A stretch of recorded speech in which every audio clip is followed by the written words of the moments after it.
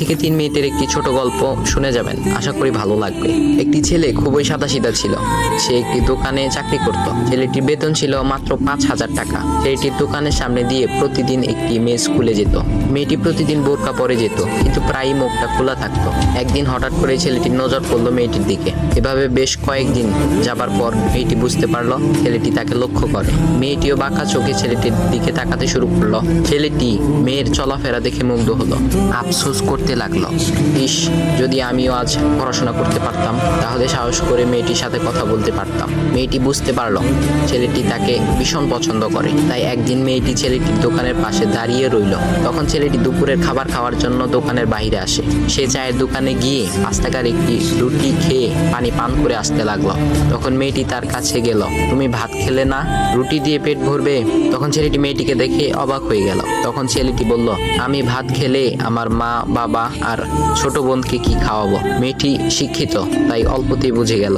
সে হাত ধরে বলতে লাগলো, তাহলে তুমি যে আমাকে পছন্দ করো, আমাকে কি খাওয়াবে? তখন ছেলেটি বলল, আমি তো তোমাকে আপন করে পাওয়ার জন্য দেখি না, কারণ সে যোগ্যতা আমার নেই। তবে এটা সত্যি যে তোমাকে দেখলে আমার খুব ভালো লাগে, তাই দেখি। মেয়েটি ছেলেটির কথা শুনে চোখের পানি ধরে রাখতে পারলো না। সে বুঝে গেল ছেলেটির চরিত্র ও ভাবনা অনেক সুন্দর। সেদিন মেয়েটি চলে গেল। বাসায় গিয়ে রাত্রিবেলা মেয়েটি অসুস্থ হয়ে পড়লো। পরে তাকে ডাক্তারের কাছে নিয়ে আসা হলো। বলা হলো মেয়েটার 2টি কিডনি নষ্ট হয়ে গেছে।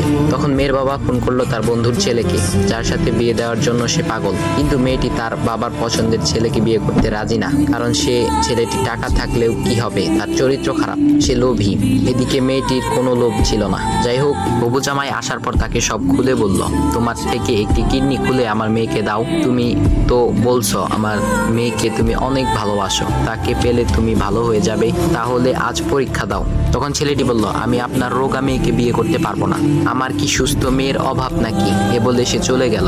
বাবা তখন কেঁদে কেঁদে মেয়ের কাছে সব খুলে বলল।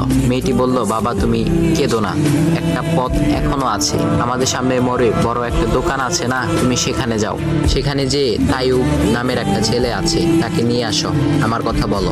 তখন মেয়েটির বাবা ছেলেটিকে নিয়ে আসলো। মেয়েটিকে দেখে ছেলেটির চোখ ভিজে পানি পড়তে লাগলো, কারণ মেয়ের বাবা তাকে সব খুলে বলেছে। তখন ছেলেটি মেয়েটিকে বলল, তুমি আমাকে একটা কিডনি দিবে? ছেলেটি বলল, কিডনি দেবার জন্যই আমি এসেছি। মেয়েটি তাকে বলল, তুমি কি চাও? ছেলেটি বলল, তুমি সুস্থ হয়ে আমার দোকানের সামনে দিয়ে যাবে, আর দূর থেকে আমি তাকিয়ে দেখব, এই অনুমতিটুকু চাই। এ কথা শুনে মেয়েটিও ও তার বাবা তাদের চোখের পানি ধরে রাখতে পারলো না। অবশেষে মেয়েটি বিছানা থেকে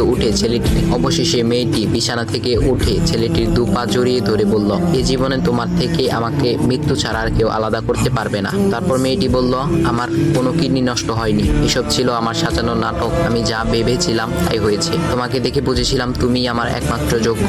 এখন ভাই, তোমাদের এত সুন্দর একটা গল্প শোনালাম, কিপটামি না করে ভিডিওতে লাইক দাও আর একটা কমেন্ট করো।